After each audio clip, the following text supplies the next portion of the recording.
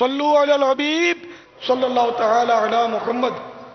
اب میں ایک اعلان کرنے جا رہا ہوں جو شاید سب کے لیے غیر متوقع ہوگا، کسی کو بتایا نہیں میں نے، نہ کسی سے مشورہ کیا ہے۔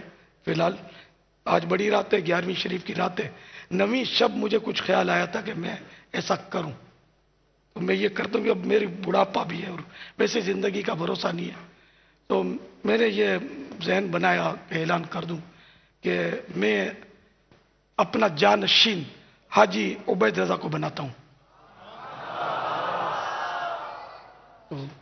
اللہ کرے کہ یہ میری ان کو طویل حیات ملے کہ میرے بعد بھی یہ دین کی خدمت کر سکیں، اور ان کو میں وصیت بھی کرتا ہوں کہ مسلک اعلی حضرت پر قائم رہیں۔ مسلک اعلی حضرت وہی ہے جو صحابہ کرام کے عقیدے ہیں، جو اولیاء کرام کے عقیدے ہیں، جو غوث پاک کے عقیدے ہیں، امام اعظم ابو حنیفہ کے عقیدے ہیں، دیگر مجتہدین کے عقیدے ہیں، کوئی نئی چیز نہیں ہے مسلک اعلی حضرت۔ تو اللہ تعالیٰ اس مسلک اعلی حضرت پر ان کو استقامت بخشے۔ میں ان کو تاکید کرتا ہوں کہ اس پر یہ قائم رہے۔ معاذ اللہ ثم معاذ اللہ، میرے منہ میں خاک، اگر یہ مسلک اعلی حضرت سے ہٹ گئے تو میری یہ جانشینی ختم ہو گئی خود بخود، ٹھیک ہے نا؟ اور ان سے کوئی ایسی توقع ہی نہیں۔ میری اولاد الحمدللہ اعلی حضرت کی شیدائی ہے اللہ کی رحمت سے۔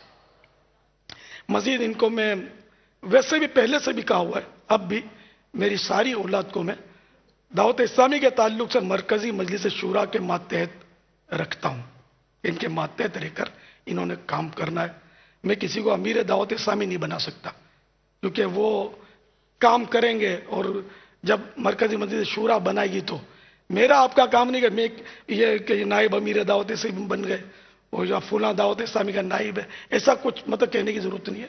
امیر دعوت اسلامی کا لقب اب مرکزی مجلس شورا چاہے تو بھلے کسی کو دے دے، لیکن ضرورت بھی نہیں۔ اب ویسے مدنی کام جو دعوت اسلامی کر رہی ہے تو مرکزی مجلس شورا ہی کر رہی ہے۔ اور کل بھی میں نے مرکزی مجلس شورا کے تعلق سے کافی مدنی پھول عرض کیے تھے کہ میں ان کے مدنی کاموں سے بہت زیادہ خوش ہوں کہ یہ انہوں نے ماشاءاللہ اپنی زندگیاں لگائی ہوئی ہیں، اور دنیا کے مختلف ممالک میں بھی جا جا کر کام کرتے ہیں۔ کچھ ایسے اراکین شورا ہیں کہ دنیا میں جہاں بھیجو بیچارے چلے جاتے ہیں، مدنی کاموں کی دھومیں مچا رہے ہیں۔ ان کے دم قدم سے دعوت اسلامی کی ماشاءاللہ چاروں طرف مدنی باہر ہیں۔ اللہ میرے ہر رکن شورا کو سلامت رکھے، اور میری اولاد کو بھی سلامت رکھے، میرے مبلغین کو بھی سلامت رکھے، ہر دعوت اسلامی والے اور والی کی خیر ہو، سب مل کر سنتوں کا کام کرے۔